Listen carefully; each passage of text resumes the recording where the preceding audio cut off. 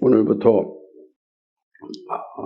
소선지서를 이제 살펴보게 될 텐데, 예언서는 이제 소선지서, 대선지서 이렇게 구분됩니다. 선지자가 크기 때문에 큰 선지자이기 때문에 대선지서고, 작은 선지자이기 때문에 소선지서. 그러지 않을 우리가 잘 알고 있습니다. 이렇게 나누는 것은 분량의 차이 때문입니다. 그러니까 대선지서는 좀 분량이 많습니다. 우리가 잘 아는 이사야 같은 거 66장 긴 거죠. 그러니까 이렇게 이사야, 예레미야, 에스겔 이건 매우 다니엘까지 긴 선지서를 가지고 있다면, 이제 호세아로부터 시작되어지는 선지서는 분량에 비해 좀 작습니다. 그래서 소선지서라 이렇게 이제 이름을 붙이게 되는 것입니다. 호세아서는 그 소선지서 중에 첫 번째입니다. 소수 12권인데요.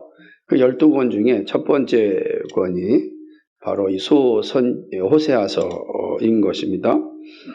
호세아가 처음 왜 위치에 있을까? 그죠? 12권의 소선지서 중에 호세아가 첫 번째로 있는 이유는 무엇일까?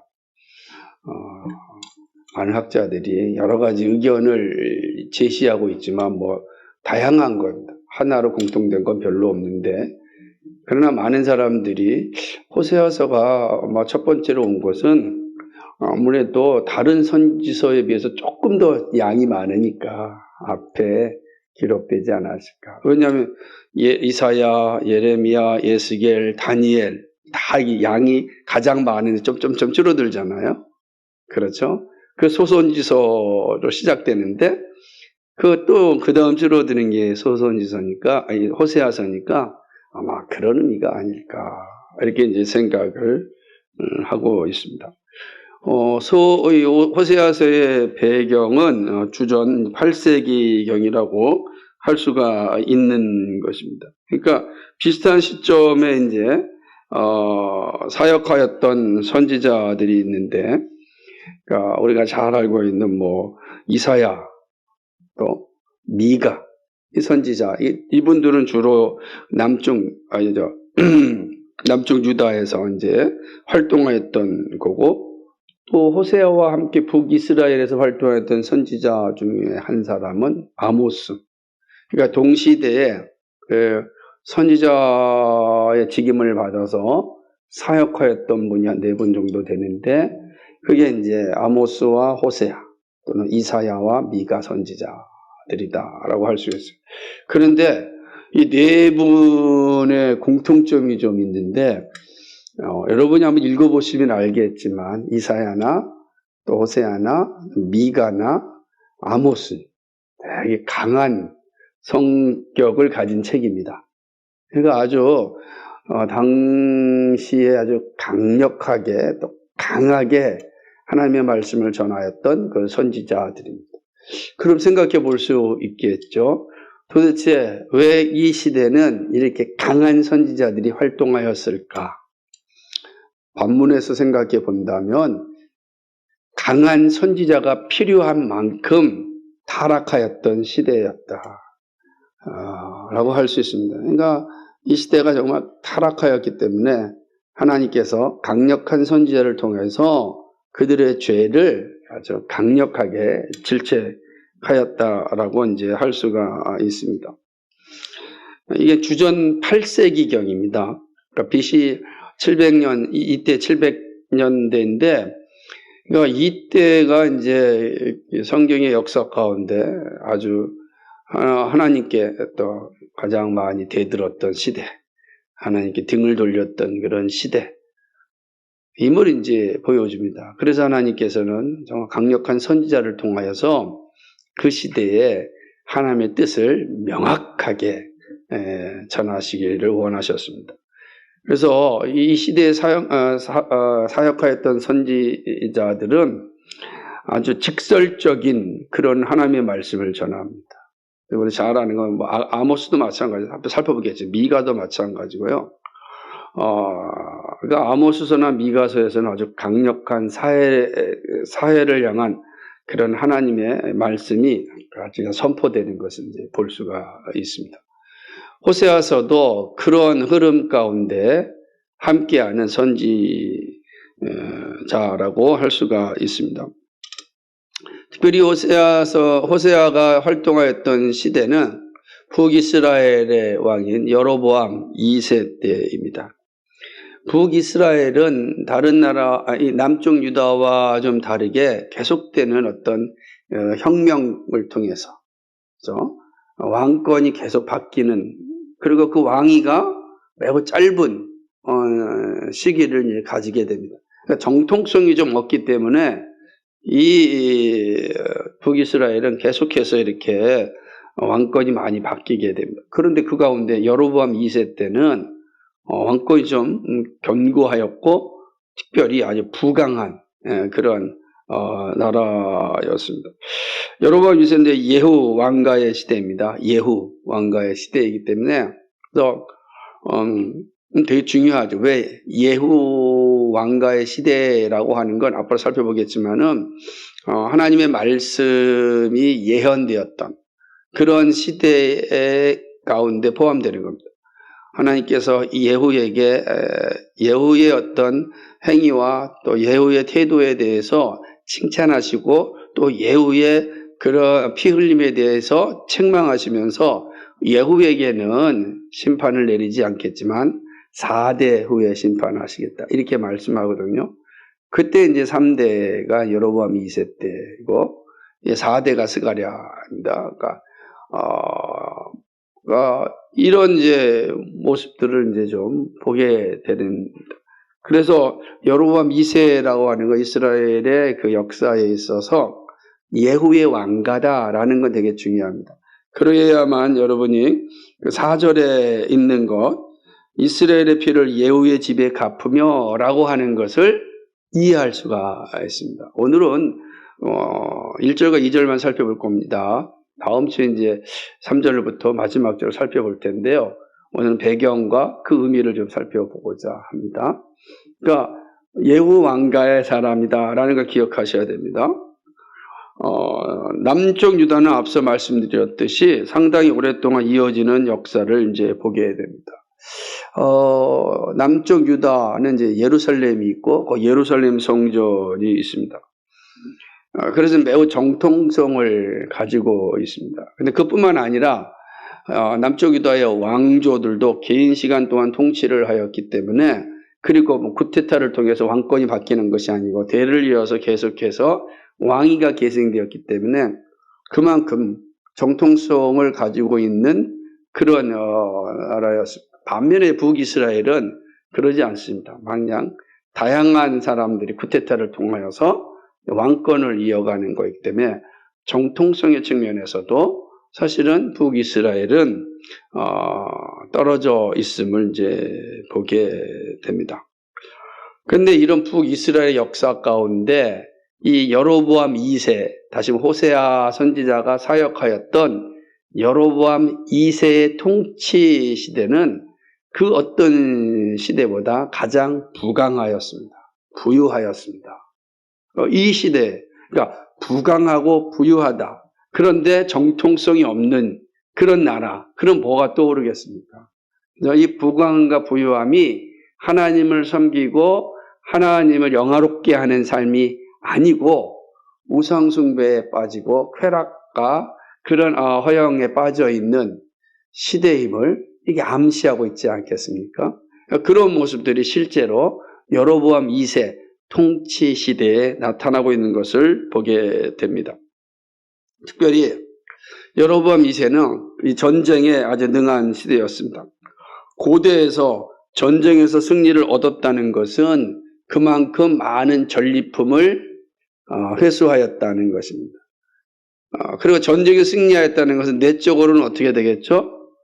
북이스라엘에는 전쟁이 없었다는 거죠. 전쟁에서 승리하였으니까 내적으로는 평화로운 시간을 이제 가지게 된 겁니다. 그러니까 외적으로 모든 전쟁에 승리하였으니 그 전쟁이 안으로 들어오지 않는 거죠. 이번에 이제 이스라엘과 하마스의 전쟁을 보게 되면 그 전까지는 밖에서 전쟁에서 승리하였기 때문에 내부는 늘 안전하였고 평안하였습니다. 그래서 이스라엘 사람들 아무 걱정 없이 가자 지구 가까운 그 광야에서 축제를 벌일 수가 있었습니다. 그런데 이 댐이 무너졌잖아요. 장벽이 무너지고 끔찍한 학살이 일어나 거죠. 전쟁이 능하였다라는 것은 반면으로는 내적으로 평화를 누리는 시대였다. 이런 걸 의미한, 이게 여로보암 2세 때의 모습이라고 할 수가 있는 것이죠. 외부의 침입을 받지 않았기 때문에 경제적인 불안이 없었고 내부적으로 상당히 평화롭고 또 부유한 그러한 삶을 살았다. 이게 이제 여로보암 2세의 모습입니다. 그런데 이러한 부유함과 부강함의 모습이 있음에도 불구하고 여로보암 2세 때는 사회적으로는 매우 불평등한 사회였습니다. 그러니까 빈익빈 부익부처럼 양극화가 아주 심한 사회였고, 부유한 사람은 아주 부유함이 있었지만 구걸하는 사람들이 많은 시대죠. 이게 양극화가 심한 시대라는 건 그 사회가 부조리함을 가지고 있다라고 이제 볼 수가 있습니다. 그래서 하나님은 이러한 불평등한 여로보암 2세의 시대를 또 호세아를 통하여서 책망합니다. 그럼 도대체 이런 불평등의 원인이 무엇이었는가? 불평등의 모습은 무엇이었는가? 그것이 호세아서를 통하여 차근차근 살펴볼 수 있습니다. 하나님께서는 여로보암 2세 때의 부강한 나라에 나타난 그런 부조리함과 그 모습은 꼭 여로보암 2세의 때의 모습만 있는 것이 아니라 오늘 우리에게도 그런 모습이 있음을 보여주는 겁니다. 항성경은 당시의 상황을 통해서 그 당시의 독자들에게 이야기하면서 동시에 역사의 시공간을 뛰어넘어서 현실을 살아가는 우리들에게 말씀합니다. 그래서 오늘 우리는 그 사실을 이제 살펴볼 수가 있는 거죠. 우리는 어떤가? 그렇죠? 여로보암 2세 때의 그 시대를 보면서 그 시대를 살아가는 이스라엘 백성들의 그 우상 숭배와 타락과 허영의 모습을 보면서 오늘 우리는 어떤가? 어쩌면 이 말씀이 우리에게 말씀하고 있는 것이라고 할 수 있습니다. 더 가깝게. 마치 여로보암 시대와 같은 그런 시대를 살아가고 있기 때문에 어쩌면 이 말씀은 우리 시대에 더 가깝게 들리는 말씀이라고 할 수 있습니다. 하나님이 가장 기뻐하시는 것은 창조세계 가운데 하나님의 나라가 구현되는 것인데, 당시의 이스라엘의 모습에서는 하나님 나라의 합당한 모습을 느끼지 못하였습니다. 제가 여기서 이스라엘이라고 표현할 때는 북이스라엘을 의미합니다. 전체 남유다와 북이스라엘, 남왕국과 북왕국을 다 합친 이스라엘을 표현하지 않고 호세아서에서 이야기할 때는 북이스라엘을 이제 의미합니다. 그러니까 이 북이스라엘에는 그러한 모습이 잘 보이잖아. 하나님 나라의 그 의로움, 공의로움이 보이지 않는다. 사실입니다. 우리식으로 표현하자면 아마 이렇게 표현할 수 있어요. 국민의 총소득은 엄청나지만 현실에는 가난하고 헐벗은 사람들이 많은 것처럼 이 여로보암 2세 시대도 그렇다는 거예요. 그 대표적인 게 미국 같은 모습이죠. 미국은 정말로 꿈의 나라라고 모두가 말을 하지만 정말로 홈리스들이 너무 많습니다. 마약에 빠져 있는 사람들이 우리가 상상을 초월할 정도로 많이 있습니다. 그러니까 한쪽에서는 아주 꿈의 나라이지만 그러나 반대편에서는 정말로 집 없고 마약에 빠져 있고 절망에 빠져 있는 사람들이 정말 많은 시대의 모습. 그것은 합당한 나라의 모습이 아닙니다. 그 지금 여로보암 2세 때의 모습도 그러합니다. 그죠? 국가가 존재하는 건 그런 사람들을 충분히 잘 케어해야, 그러니까 치료해서 한 공동체의 일원으로 잘 들어올 수 있도록 해야 합니다. 지속적으로 그 일을 해야 하는 것입니다. 그런데 여로보암 2세 때는 이런 어떤 양극화가 너무 심하여서 가난하고 헐벗은 이들이 많이 있었고 반면에 허영과 부유함 속에 빠져있는 사람들도 많이 있었습니다. 굶어 죽는 사람이 있는 사회는요, 결코 좋은 사회가 아닙니다. 마틴 루터가 독일 귀족에 보낸 편지에서 구걸하는 사람들이 성 안에 없어야 한다. 이렇게 이제 말씀하였습니다. 그게 이제 교회와 또 이 국가가 감당해야 될 아주 일들 가운데 하나입니다. 거린들과 굶어 죽는 자의 존재가 더 심해지면 멸망으로 치닫는 그러한 세대가 됩니다. 그러니까 여러 번 2세 때가 이러한 시대였다. 그러니까 제가 여러 번 2세 때는 부강한 나라였고 아주 전쟁에 능한 나라였으니 그 얼마나 군사력으로도 강력한 나라였다. 오늘날 어디를 표현할지 모르겠지만 부강하고 또 부국적인 나라. 우리 대표적으로 미국을 표현할 수 있겠지만 여러 번 2세 때가 마치 오늘날의 미국과 같은 이런 어떤 강력한 세력을 가지고 있는 그런 모습이었습니다. 그러나 불구하고 참 심각한 양극화는 하나님의 공의를 세우기에 참으로 아주 부족함이 많았습니다. 이런 사실을 잘 알 수 있는 건 동시대 사역하였던 아모스의 말씀에서 볼 수가 있습니다. 아모스는 사회적인 부조리에 대한 하나님의 말씀을 아주 강력하게 선포한 선지자였습니다. 그러니까 아모스의 선포를 보면 그 사회가 얼마나 부조리하였는지를 우리가 이제 알 수가 있습니다. 하나님께서 아모스를 통해 가진 자들에게 하나님의 말씀을 전하면서 두렵고 떨림을 가지라고 하셨습니다. 한번 찾아볼까요? 아모스서 5장 11절과 13절의 말씀입니다. 이 말씀 되게 중요한 의미로 이제 살펴볼 수 있습니다. 같이 읽겠습니다. 시작. 너희가 힘없는 자를 밟고 그에게서 미래 부당한 세를 거두었은즉 너희가 비록 다듬은 돌로 집을 건축하였으나 거기 거주하지 못할 것이요 아름다운 포도원을 가꾸었으나 그 포도주를 마시지 못하리라. 너희의 허물이 많고 죄악이 무거움을 내가 아노라. 너희는 의인을 학대하며 뇌물을 받고 성문에서 가난한 자를 억울하게 하는 자로다. 그러므로 이런 때에 지혜자가 잠잠하나니 이는 악한 때임이니라. 아멘. 부당한 세를 거둡니다. 그죠? 뇌물을 받고 가난한 자를 억울하게 합니다. 의인들을 학대합니다. 그러니까 이러한 시대, 이 독재의 시대는 의인들이 침묵하는 겁니다. 무슨 말이냐면 아무리 말해도 들리지 않는 거예요. 그러니까 오로지 자신들의 권세와 권력에 빠져 있고 부와 어떤 허영에 빠져 있어서 다른 이야기를 해도 들리지 않는 그런 상황이죠.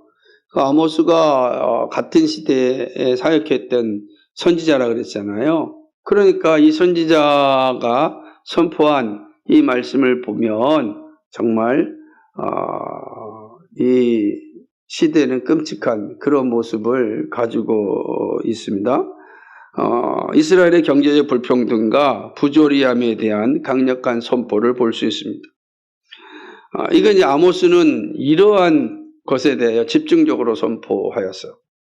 그런데 호세아는 이런 사회적 불평등이 있는 시대 가운데, 그러니까 여러 번 이세가 이런 사회적 불평등이 분명히 존재하는 시대였어요.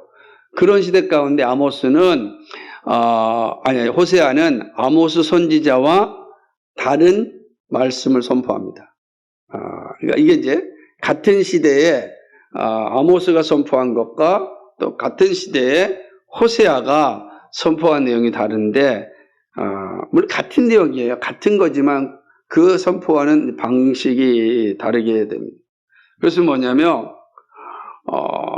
호세아는 이스라엘 백성들이 가지고 있는 종교적 불의함에 대하여 강력하게 선포합니다. 그러니까 아모스는 사회적 불의함에 대하여 선포하였다고 한다면, 이 호세아는 이스라엘 백성들이 가지고 있는 종교적 불이함에 대해서, 신앙의 불이함에 대해서 아주 집중적으로 선포합니다. 그렇다고 한다면 이 신앙의 불이함의 핵심이 무엇이었겠는가? 이게 우상숭배입니다. 궁극적 우상숭배인데 이 사실을 명확하게 이제 이스라엘 백성들을 향하여서 전하는 것을 이제 볼 수가 있습니다.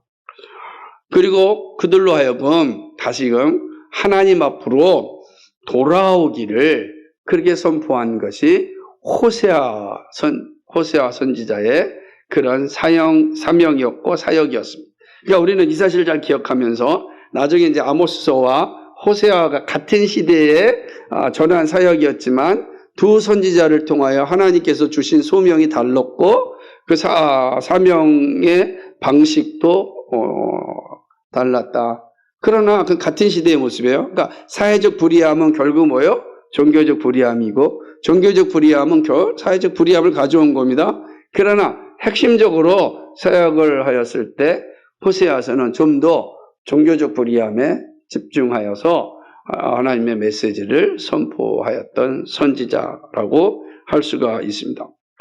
여로보암 2세의 치하는 열왕기하 14장 23절과 29절에 기록된 것처럼 군사적인 승리는 엄청나게 거두었지만 백성들에게는 오히려 고통을 준 악한 시대였습니다. 더구나 여로보암의 시대는 하나님의 법을 떠나 우상을 섬기며 죄악을 범한 시대였습니다. 한번 이걸 같이 읽어보겠습니다. 열왕기하 14장 23절에서 29절입니다. 한번 찾아보겠습니다. 구약성경 열왕기하 14장 23절에서 29절을 같이 한번 보도록 하겠습니다.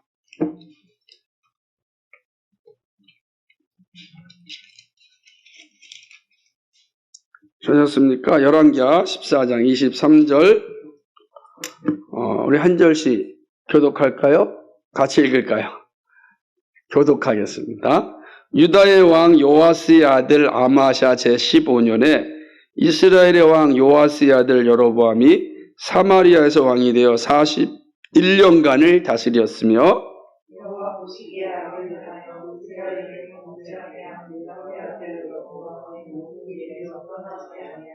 이스라엘의 하나님 여호와께서 그의 종 가드헤벨 아미떼의 아들 선지자 요나를 통하여 하신 말씀과 같이 여로보암이 이스라엘 영토를 회복하되 하맛 어기에서부터 아라바 바다까지 하였으니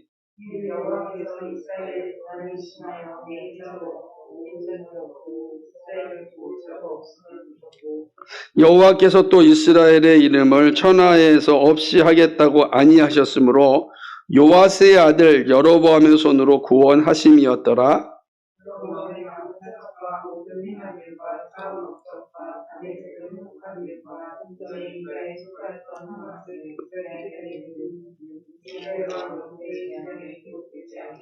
같이 읽겠습니다. 여로보암이 그의 조상 이스라엘 왕들과 함께 자고 그의 아들 스가랴가 대신하여 왕이 되니라. 아멘. 여로보암 2세가 몇 년 동안 통치하였습니까? 41년. 엄청난, 그러니까 북이스라엘에서는 뭐 하루만 해도 왕이 이렇게 바뀌기도 하는데 이 통치 기간을 길게 하였다는 건 그 나라가 평화로운 나라였다라고 하는 거예요. 더 보듯이 여호와께서 그의 종 아미떼 아들 선지자 요나를 통하여 하신 말씀과 같이 여로보암이 이스라엘 영토를 회복하였습니다. 어디서요? 하맛 어기에서부터 아라바 바다까지. 이게 왜 중요하냐면 하맛 어기에서부터 아라바 바다까지는 솔로몬이 다스렸던 통치 영토였습니다. 그러니까 그 이후에 나라가 쪼개지면서 주변국들에게 이 영토를 빼앗겼는데 여로보암 2세가 이 솔로몬이 다스렸던 영토를 회복한 겁니다. 그러니까 그 자체만 해도 거의 누구의 명성과 방불 합니까? 솔로몬의 명성과, 그죠? 솔로몬의 명성의 어떤 근거한 비슷한 그런 이제 명성을 여로보암 2세가 받았습니다. 그러니까 여로보암 2세는 정말 대단한 그 왕이었습니다. 그죠? 그런데 24절을 보게 되면은 뭐라고 기록되어져 있냐면 여호와 보시기에 악을 행하여 이스라엘에게 범죄하게 한, 그죠? 느밧의 아들 여로보암의 모든 죄에서 떠나지 아니하였더라. 다시 말하면 여로보암 1세의 그 죄에서 떠나지 않았다. 그럼 여로보암 1세 느밧의 아들이 한 게 뭐예요? 단과 베델의 우상을 섬겼어요. 그죠? 예루살렘 외에서는 하나님을 예배하지 말아야 되는데 여로보암 1세가 한 게 뭐예요? 이게 바로 단과 베델에다가 제단을 만들고 거기서 제사하게 하였습니다. 하나님은 그거를 우상 숭배라고 이제 말씀하였던 것입니다. 그 호세아가 사역하던 시대의 모습이 이러합니다. 하나님은 이러한 시대에 이 호세아를 불러서 말씀을 전합니다. 제가 이렇게 배경을 길게 설명한 이유는 하나님께서 이러한 시대에 호세아를 불러서 말씀하신 명령을 정확하게 이해하기 위함입니다. 그러니까 이러한 충분한 배경을 이해하지 못하면 사실은 호세아를 향한 하나님의 명령을 이해하는데 좀 어려움이 생길 수 있습니다. 하나님이 전하시는 마음의 중심은 타락한 이스라엘이 받아야 할 징계였지만 궁극적으로는 멸망의 자리에서 구원을 받을 수 있는 하나님의 긍휼하심과 사랑을 드러냅니다. 그러니까 이스라엘은 정말로 구원받지 못할 상태라는 거예요. 그 상태가 지금 여로보암 2세 상태를 보면 구원받을 만한 상태가 아니에요. 그런데 그러한 상태 가운데 하나님께서 호세아를 불러서 하신 말씀, 하신 명령은 이러한 여로보암 2세의 북이스라엘을 구원하시고자 하시는 하나님의 마음이다. 이 호세아서의 핵심이에요. 근데 그거 구원하시기 위하여 하나님께서 선지자를 통하여 하신 일이 무엇인가? 그걸 이제 호세아를 통하여 말씀하고 있다라고 하는 것입니다. 여로보암 시대의 이스라엘 백성들이 가지고 있는 타락함, 우상숭배를 행함은 하나님께 버림받아야 마땅하지만 하나님께서 다시금 회복하시고 사용하시고자 이 호세아를 보내셨습니다. 다시 말하면 죄에 대해서는 질책하지만 하나님의 사랑이 어떠한지를 보여주기 위해 호세아 선지자를 보낸 것입니다. 그래서 이 말씀을 잘 따라가면 어디로 향하게 되냐면 예수 그리스도의 십자가를 향하게 되어 있습니다. 잘 가게 되면 지금 제가 막 강조하는 것을 예수 그리스도의 십자가를 비춰보면 예수 그리스도의 십자가 어떤가요? 죽어 마땅할 죄인들, 회복 불가능한 죄인들, 근데 그들을 향하여 그리스도께서 사랑을 베푸셔서 구원을 이루게 하시는 것. 이게 이제 호세아서의 매우 중요한 중심 주제입니다. 그러나 이것은 끝에 가서 차근차근 하면서 더 살펴보도록 하겠습니다. 그런 의미에서 타락한 백성을 위하여 하나님이 어떻게 일하시는지 선지자를 통해 말씀하시는 것이 호세아 전체의 이야기라고 할 수가 있습니다. 자, 이제 배경을 좀 살펴봤습니다. 그리고 호세아서의 주제가 무엇인지도 살펴보았습니다. 이제 오늘 본문 1절과 2절을 통해서 그 내용을 조금 더 깊숙이 들어가 보고자 합니다. 본문 1절에서는 호세아서가 살던 시대 배경이 잘 나타나 있습니다. 호세아는 유다의 우시와 아하스, 시스기야에 이어서 시대와 그리고 어디죠? 요아스의 아들 여로보암이 이스라엘의 왕이 된 시대에 살고 있습니다. 우시와 요담, 요담을 빠진 우시와 요담, 아하스, 히스기야의 유다의 왕들과 그리고 북이스라엘의 여로보암 2세 시대에 살고 있다라고 보면 되겠습니다. 그러니까 이렇게 긴 왕들의 역사를 기록해 놓은 건 그만큼 이 여로보암 2세가 긴 통치를 하고 있었고 그 시대에 호세아가 길게 사역하였음을 이제 보여주게 됩니다. 그러니까 일장의 배경을 보면 이 호세아를 설명하면서 언급한 왕들의 모습에서는 대부분 그렇게 선한 모습을 볼 수 없습니다. 그러니까 한 사람 히스기야를 빼놓고는 하나님 앞에 다 악한 그런 자들이었음을 보게 됩니다. 우시야는 사실 52년 동안 통치를 한 왕이었고 이사야 선지자의 친구이기도 하였지만, 그러나 그는 어떻게 됩니까? 교만하여서 마지막에 남은 생애를 다 나병으로 살게 됩니다. 나병 환자로 살게 돼서 사람들 앞에 나오지 못하게 되죠. 그래서 다 별장에서 별궁에서 사는 것을 이제 보게 됩니다. 구약 시대에는 나병은 확실히 하나님의 징계의 표시였습니다. 그러나 오늘은 그러지 않습니다. 우리 시대는 그러지 않습니다. 그래서 여러분, 우리 시대의 나병 환자를 향하여서 하나님의 징계를 받았다 이렇게 표현하면 절대 안 되는 겁니다. 그러나 구약 시대에는 이 사실이 분명하였음을 이제 보게 됩니다. 그의 아들 요담은 요시야를 잘 따랐습니다. 그래서 처음에는 선한 일을 잘 하였습니다. 그런데 이방신들의 제단을 없애는 일에 있어서는 매우 소극적이었고 부정적이었던 것을 이제 보게 되는 것입니다. 그러니까 이방 제단이 그대로 남아 있는 거죠. 세 번째 왕인 이 아하스는 아주 철저한 불신자였습니다. 점점점 불신자였어요. 그래서 열왕기하 16장 2절과 3절을 보게 되면 이 아하스는 정말 하나님 앞에 불의한 자였고 정직히 행하지 않은 자였음이 기록되어져 있습니다. 그러니까 이런 이제 아하스의 모습이 그렇죠. 그러니까 새 왕들 자체도 그렇게 선한 모습이라고는 볼 수가 없습니다. 히스기야는 훌륭한 왕이었습니다. 그나마 이제 군계일학이라 그러잖아요. 그 중에서 아주 뛰어난 그런 왕이었죠.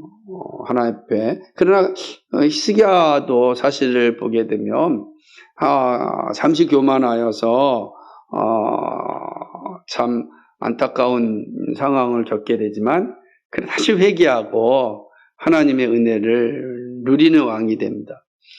반면에 이제 마지막 다섯 번째 왕인 여로보암 2세는 이미 앞서서 이야기하였듯이 정말 하나님 앞에 불순종하였고 불의한 왕이었습니다.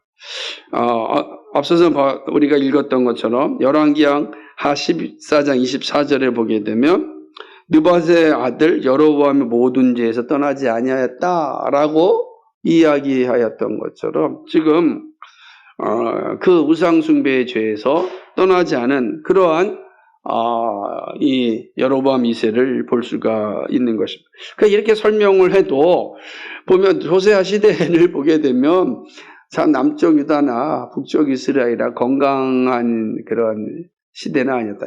주전 8세기가 그렇게 건강한 시대는 아니었다라고 하네요. 그래서 하나님께서 강력한 선지자를 보내서 이사야 선지자를 통해서는 남유다를 향하여서 강력하게 선포하고 호세아 선지자를 통해서는 북이스라엘을 향하여서 강력하게 선포하고 그래서 미가와 아모스 선지자를 통해서 또 북이스라엘과 남유다를 향하여서 강력한 하나님의 말씀을 전한 겁니다. 4명의 선지자가 정말로 이 주전 8세기에 동분서주하면서 하나님의 말씀을 전하고 이스라엘 백성들이 다시금 하나님의 자녀로 돌아오기를 그렇게 강력하게 요구하였던 시대였습니다. 어두울수록 복음의 빛은 강력하게 증거되는 것을 이제 볼 수가 있습니다. 자, 이러한 배경에서 하나님께서 호세아를 부르십니다. 그리고 아주 당혹스러운 요구를 하십니다. 하나님께서 처음으로 이제 호세아를 부르고 하신 말씀이 무엇이었냐면 음란한 여자를 맞이하여 음란한 자식을 낳으라는 명령입니다. 이거 첫 번째 소명을 받았는데 음란한 여인을 만나서 음란한 자녀를 낳으라는 거예요. 여러분 지금 선지자가 하는 일이 뭐예요? 음란에 대해서 비판하는 거잖아요. 그래서 근데 음란한 여인을 만나서 음란한 여인의 자녀를 낳으라라고 이야기하는 것입니다. 참으로 난감한 말씀을 호세아는 하나님께 들었습니다. 선지자라고 하는 직분은 거룩한 직분인데 음란한 여인과 결혼하라는 것을 어떻게 받아들여야 하겠습니까? 여러분, 음란한 배우자를 만난다면 그 결혼 생활이 온전하겠습니까? 오래 가겠습니까? 이거는 생각만 해도 참 끔찍한 일 아니겠습니까? 그죠? 그래서 서로 지금도 배우자가 이렇게, 외도를 한다든지, 음란한, 일들을 한다면 그것이 이혼 사유가 되지 않습니까? 그런데 지금 오히려 하나님은 호세아에게 음란한 여인을 만나서 음란한 아들을 낳아라 이렇게 이야기하는 것입니다. 그 음란한 여인이 누구냐? 바로 2절에 있는 3절에 있는 것처럼 디블라임의 딸 고멜입니다. 이 고멜을 만나라라고 하는 것입니다. 물론 음란한 여인 고멜이 지금 그 음란한 몸을 파는 여인의 상태에 있는 건지 아니면 앞으로 결혼한 뒤에 음란한 짓을 할 것인지 그건 잘 모르겠어요. 왜냐하면 이게 마소라 사본과 70인경을 보게 되면 두 개의 뉘앙스가 다 담겨 있습니다. 그러니까 지금 음란한 행위를 하고 있는지 아니면 앞으로 할 것인지 이 표현에 따라서 달라지는 것은 이제 보게 되는 것입니다. 그러나 하나님 분명하게 말씀을 합니다. 이 고멜과 결혼하라라고 하는 것입니다. 참 우리가 이러한 명령을 받으며 정말 난감하지 않을 수 없습니다. 난감하지 않을 수 없어요. 이게 쉬운 일이 아니지 않습니까? 근데 하나님께서 이렇게 하심은 이스라엘의 타락함이 너무나 심각하였기 때문에 그렇습니다. 그렇죠? 그러니까 정말로 이스라엘이 하나님을 떠나서 크게 음란하였음을 하나님은 보셨고 그거를 분명히 가르쳐 주시고자 참 극단적인 처방을 쓰는 것입니다. 그렇죠?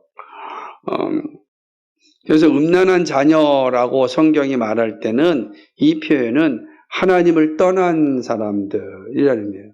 그러니까 이스라엘 백성들은 하나님의 자녀들이잖아요. 선택된 자녀, 선민이라고 해요. 근데 하나님을 떠났어요. 성경은 그걸 갖다가 음란하다. 왜 그러냐면 하나님을 떠나서 혼자 살지 않습니다. 하나님을 떠나면 다른 것을 숭배합니다. 다른 것을 따라가기 때문에 그것을 음란함이다라고 표현하는 거예요. 우리가 부부가 결혼해서 한평생 살아야 되는데 그 부부가 다른 사람을 사랑하고 따라간다면 우리 그걸 뭐라 그래요?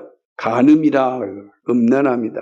그러니까 이스라엘 백성들이 그런 간음한 거죠. 그러니까 하나님만을 섬겨야 되는데 하나님을 떠나서 다른 신을 섬기는 겁니다.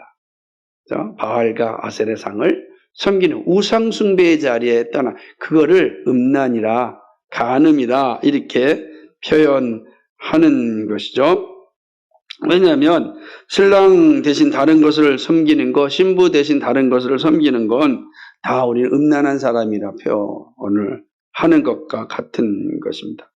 결국은 음란은 하나님의 공의로 버림받을 자들입니다. 이들에 있어서 사실은 구원은 불가능하죠. 우상숭배는 완전히 멸망에 이르는 거니까. 첫사람 아담의 그 심판도 우상숭배 있지 않습니까? 그죠? 다 그렇게 되는 거죠. 이번 2절 하반절을 보게 되면 이스라엘이 하나님을 섬기지 않고 우상을 섬기고 있음을 잘 보여주고 있습니다. 하나님은 이스라엘이 지금 하나님을 떠나서 우상 숭배하고 있다는 것을 고멜을 상징해서 말하고 있습니다. 이스라엘의 상태가 고멜과 같다는 거예요. 이스라엘의 상태가 지금 고멜과 같다. 하나님을 떠난 자들입니다. 하나님의 버림을 받은 자들입니다. 그럼 여러분이 질문할 수 있지 않겠습니까? 그렇다고 한다면 심판하시면 되지. 꼭 호세아 선지자에게 음란한 고멜과 결혼하라고 하였을까? 왜 그랬을까요? 그죠? 참 어려운 질문이지 않습니까? 하나님께서 분명히 뜻이 있을 텐데. 근데 믿음의 선배인 칼빈 목사님이 참 멋진 해석을 해놔서 소개를 합니다. 이렇게 이야기하였습니다. 백성들의 질병이 치료 불가능하게 되었다. 회복할 수 없는 지경에 이르렀다. 그러니까 이제 회복 불가능한 상태가 되어서 이거를 회복하려면 뭘 사용해야 돼요? 극단적인 방법을 사용해야 돼요. 그러지 아니하면 깨어나지 않는 겁니다. 깨어나지 않는 겁니다. 우리의 몸도 정말로 마지막에 방법을 사용합시다 라고 할 때 그 방법은 한 번도 사용하지 못했지만 실험적인 방법을 사용할 때가 있지 않습니까? 너무 심각할 때는. 그러니까 지금 이스라엘 백성들이 회복 불가능한 상태, 영적으로 회복 불가능한 상태가 돼서 어떤 일을 하여도 듣지 않는 거예요. 깨어나지 못하는 게 영적 혼수 상태에 빠져 있는 겁니다. 그럼 어떻게 되겠습니까? 여러분 정신이 몽롱할 때 어떻게 하면 가장 빨리 깨어나겠습니까? 그죠? 충격요법을 사용해야 되는데 어떤 요법이 좋겠어요? 그냥 다라에다가 찬물을 가지고 그냥 얼굴에 확 뿌려버리면 정신이 바짝 차리지 않았잖아. 깨어나! 자지 말어! 일어나! 그래도 뭐 여전히 좋을 때 그냥 찬물 하나 가지고 그냥 얼굴에다 확 부어버리면 정신 반짝 차리듯이 지금 이스라엘의 영적 상태가 이렇게 암흑과 같은 상황에 빠져 있었던 것, 치료 불가능한 상태가 되죠. 그래서 하나님께서 극단적인 방법을 사용하시는데 그것은 바로 호세아에게 모욕을 견디는 일을 통하여 하나님의 마음이 어떤지를 보여주시고자 한 겁니다. 하나님의 마음이 이렇다는 거예요, 지금. 그러니까 호세아가 지금 고멜과 결혼하게 되면 사람들한테 온갖 조롱과 모욕을 당하지 않겠습니까? 그렇죠? 안 그러겠어요. 지금 하나님의 상태가 어땠다는 거예요? 이스라엘 백성들 때문에 온갖 모욕을 당하고 있다.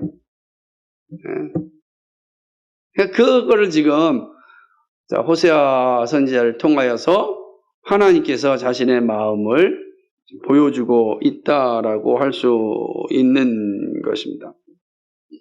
이스라엘 백성은 거룩한 백성입니다. 이집트의 고난에서 건져냄을 받은 민족입니다.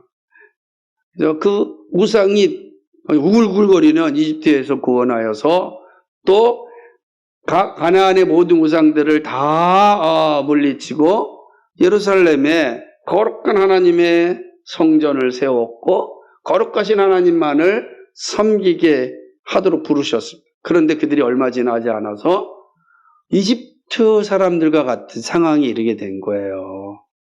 얼마나 끔찍한 일이겠습니까? 하나님의 마음이 얼마나 슬프겠습니까? 하나님의 마음이 얼마나 고통스럽겠습니까? 깨어나야죠. 깨어나야지. 그래서 하나님께서 극단적인 처방을 통하여 하나님의 마음을 알리는 겁니다. 내가 너희들로 인하여 모욕을 당하고 있다. 이런 거예요. 모욕당하는 게 누구나? 나다라는. 지금 왜 당합니까? 이스라엘 백성들의 영적인 간음 행위로 인하여 이 하나님의 거룩한 나라가 모욕당하고 있다. 말씀하는 것이죠. 호세아 선지자의 모욕은 곧 하나님의 아픔, 하나님의 마음을 표현하는 것이죠. 자, 이런 모습을 통해서 하나님께서 하시고자 하는 말씀이 무엇일까요? 오늘은 이거 다 합에 또 시간이 많이 지나가서 네 가지만 잠깐 말씀드리고 다음 주에 이어서 말씀하겠습니다. 첫 번째는 우상 숭배는 하나님의 마음을 가장 아프게 한다는 사실입니다. 두 번째는 우상 숭배는 하나님께 등을 돌리는 영적 간음이라는 교리입니다. 세 번째로 우상 숭배는 영원한 심판에 이르는 길입니다. 회복 불가능한 길입니다. 돌이키지 아니하면 우상 숭배의 자리에 있으면 영원한 심판에 이르게 됩니다. 넷째, 우상 숭배의 자리에서 돌이키기 하기 위하여 하나님은 모든 방법을 사용하십니다. 자기 백성들, 사랑하시는 자기 백성들을 돌이키기 위하여 하나님이 하실 수 있는 모든 방법을 사용하신다. 그 사실을 우리는 이 음란한 여인 고멜과 결혼하라고 하는 이 말씀에서 우리는 살펴볼 수가 있습니다. 우상숭배는 하나님이 가장 저주하는 거죠. 하나님의 마음을 가장 아프게 합니다. 왜냐하면 첫사람 아담이 우상숭배, 탐욕으로 인하여서 결국은 아름다운 성전인 에덴 동산에서 쫓겨남을 당하지 않았습니까? 그들에게 죽음이 들어왔습니다. 하나님은요, 우상숭배만큼은 결코 용납하지 않으십니다. 용납한 적도 없습니다. 그런데 지금 이스라엘 백성들이, 이스라엘 왕들이 다 대놓고 지금 우상숭배하고 있습니다. 그러니 얼마나 끔찍하겠습니까? 사랑하는 여러분, 우상들은 우리 주변에 아주 그냥 득실득실거립니다. 우리 주변에 몰려있지 않습니까? 우리도 우상숭배의 자리에 빠지고 있지 않습니까? 외모의 우상숭배, 돈의 우상, 만몬의 우상숭배에 빠질 수 있고요. 권력의 우상숭배에 빠질 수 있고, 또 부동산의 우상숭배에 빠질 수 있고. 그러니까 우리 주변에도 자칫하면은 하나님보다 더 소중히 여기는 것들이 있습니다. 자녀들도 마찬가지죠. 그 어떤 것보다 하나님이 있어야 될 자리에 놓이면 안 됩니다. 하나님이 있어야 될 자리에 여러분의 자녀를, 여러분의 만몬을, 여러분의 부동산을, 여러분의 성공을 갖다 놓으면 그 자리에 하나님이 계실 수 있습니까? 없는 거예요. 하나님을 내리는 거예요. 그 자리에서 내리는 거예요. 그걸 우리는 하나님의 자리를 찬탈하는 행위라 그 우상숭배라는 거예요. 우상숭배는 하나님의 자리를 찬탈하는 거, 빼앗는 거예요.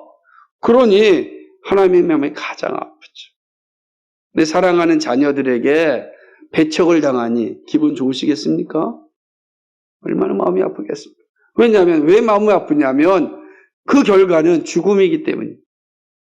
죽음이기 때문에 하나님은 너무너무 아프신 거죠. 그래서 우상숭배자에게는 하나님께서 용서가 없는 거예요. 그래서 죽음이 선포된 겁니다. 죽음이. 그러지 않고서는 이 문제가 해결될 수 없기 때문입니다. 이 우상숭배가 정말 심각한 건 이미 하나님께 등을 돌리는 행위이기 때문에 영적 간음이에요. 우상숭배는 단지 내가 좋아하는 것으로 끝나는 것이 아니라 영적인 간음이, 우리 하나님과 결혼했잖아요. 그죠? 예수 그리스도가 우리의 신랑이시잖아요. 우리는 그의 신부잖아요. 그 신랑과 결혼했는데 세상에 우리가 그 관계를 깨는 겁니다. 결혼이라고 하는 건 하나님께 정하신 그런 방법을 통해서 하나님과 우리의 사이를 분명히 보여주는 겁니다. 우리가 새하늘과 새 땅에 갔을 때 가장 기쁘고 즐거운 게 뭡니까? 어린 양의 혼인잔치에 참여하는 겁니다. 그래서 신랑 되신 예수님과 우리가 함께 그 영광을 누리는 겁니다. 그런데 우상숭배는 이 관계를 깨어버리는 거예요. 영적 간음입니다. 그러니까 우리의 주변에 늘 기도하고 있지 아니하면 우리도 영적 간음의 자리에 떨어질 수가 있다. 그리고 그 간음은 돌이킬 수 없는 심판입니다. 영원한 무저경에 떨어지는 건 우상숭배. 우상숭배는 이미 하나님의 심판에 이른 거예요. 그렇죠? 그거는 성경이 우리에게 끊임없이 말씀하고 있지 않습니까? 하나님 외에 다른 것을 섬기지 말라. 하나님 다른 섬기지 말라. 하나님 외에 다른 걸 섬기는 자에게는 하나님께서 뭐라 그랬어요? 이 천대까지 정말 심판하시는 영원한 심판에 이르게 됩니다. 우리가 이 사실을 명심해야 되는 거죠. 그래서 하나님은 이 끔찍한 사실을 잘 알고 있습니다. 근데 하나님은 사랑이시잖아요. 그래서 이렇게 하나님께서는 우상숭배의 자리에 있는 자기 백성, 살아가는 자기 자녀, 영원한 심판에 떨어질 수밖에 없는 이 자녀를 다시금 회복시키고자 하나님이 할 수 있는 모든 방법을 사용하십니다. 하실 수 있는 모든 방법이 무엇입니까? 호세아를 통하여 음란한 여인과 결혼하자. 하나님의 마음이 어떤지 드러내고 그들을 향하여 다시금 하나님께 돌아오라 라고 하는 이 일을 하시는 겁니다. 하나님 스스로가 그 거룩한 자리를 버려두시고 사람의 자리로 와서 십자가에서 죽기까지 복종하셨습니다. 그 십자가의 모욕을 감당하심으로 자기의 백성들을 구원하셨습니다. 십자가로 와라. 예수님께서 십자가에 죽으셨습니다. 그 죽으심이 우리로 하여금 구원에 이르게 하는 것입니다. 그래서 호세아는 이 사실을 우리에게 명백하게 말씀하고 있습니다. 하나님의 그 사랑, 하나님은 자기 백성들을 구원하시기 위하여 모든 방법을 사용하시는데 그 절정이 뭐겠습니까? 하나님 자신이 죽는 겁니다. 하나님 자신이 죽음으로 자녀를 회복하여 살리십니다. 오늘 우리는 1절과 2절을 통해서 회복 불가능한 이스라엘 백성들을 향하여 하나님께서 행하신 일들을 살펴보았습니다. 세상 모든 우상숭배는 회복 불가능한 죄요 죽음에 이르는 길입니다. 명명백백합니다. 그러므로 우리는 우상숭배의 자리에서 떠나야 됩니다. 그 자리에 머물러 있어서는 안 됩니다. 우리 시대 역시 온갖 우상들이 득실거리기 때문에 그렇습니다. 이 우상숭배와 싸워 이겨야 합니다. 그 길은 기도와 말씀과 성령의 도우심이 절대적으로 필요합니다. 날마다 입술에 믿음을 고백하는 일입니다. 여러분 이 일이 작아도 큰 일을 하게 합니다. 그리고 성도의 서로 돌아봄이 있어야 됩니다. 서로 짐을 지는 인격적 관계가 형성될 때 영적 가능과 싸울 수 있습니다. 그리고 무엇보다도 하나님 한 분만으로 기뻐하는 우리의 삶이 되어야 됩니다. 하나님 한 분만으로 다른 무엇보다 다 잃어도 하나님 한 분만으로 만족하겠습니다. 이 믿음이 우리의 입술을 통해 우리의 삶을 통해서 고백되어질 때 우리는 이 우상과의 싸움에서 이길 수가 있습니다. 그 성령께서는 오늘도 우상과의 싸움에서 이길 수 있도록 늘 우리를 도우시고 있습니다. 우리에게 예수 그리스도를 보내주셨고 또 다른 보혜사인 성령님을 보내주신 주님은 오늘 우리들이 우상숭배의 싸움에서 포기하지 말라고 넘어지지 말라고 오늘도 끊임없이 우리를 위하여 탄식하며 돕고 계십니다. 그러므로 우리를 도우시는 그 성령님과 함께 오늘 우리의 주어진 삶 속에서 이 우상숭배의 싸움에서 승리할 수 있기를 주님의 이름으로 간절히 축복합니다. 거룩하신 하나님 고맙고 감사를 드립니다. 호세아서를 통하여 우리에게 말씀하시는 하나님의 은혜를 살펴보았습니다. 하나님 오늘도 우리에게 주신 이 진리의 말씀을 잘 깨닫고 아버지 우상이 즉실거리는 우리 시대 가운데 하나님 우리는 정말로 이스라엘 백성들이 범하였던 그런 실수의 자리에 떨어지지 않고 우상과의 싸움에서 승리하여 하나님을 기쁘게 하는 그런 삶이 될 수 있도록 인도하여 주옵소서. 우상숭배는 멸망에 이르는 길입니다. 이 멸망에 이르는 길을 우리가 들어가는 어리석은 자 되지 않도록 도와주옵소서. 그리고 멸망에 이르는 길 속에서도 여전히 우리를 사랑하사 우리를 구원하시기 위하여 하나님께서 스스로 이 사람의 몸으로 오셨고 십자가에 죽으셨습니다. 그 사실을 믿고 그분께 연합되어 있으면 구원에 이르게 됩니다. 오늘 우리의 삶 속에서 어렵고 힘들 때 우리가 할 수 있는 일은 그 주님께로 나아가는 겁니다. 그 십자가 밑으로 나아가는 것입니다. 오 주님, 이 일을 잘 감당할 수 있는 저희들 되게 하여 주옵소서. 그리하여 이 땅에서 승리하며 살아가고 하나님께 영광 돌리는 우리의 생애가 되도록 도와주옵소서. 감사하며 예수 그리스도의 이름 받들어 기도하옵나이다.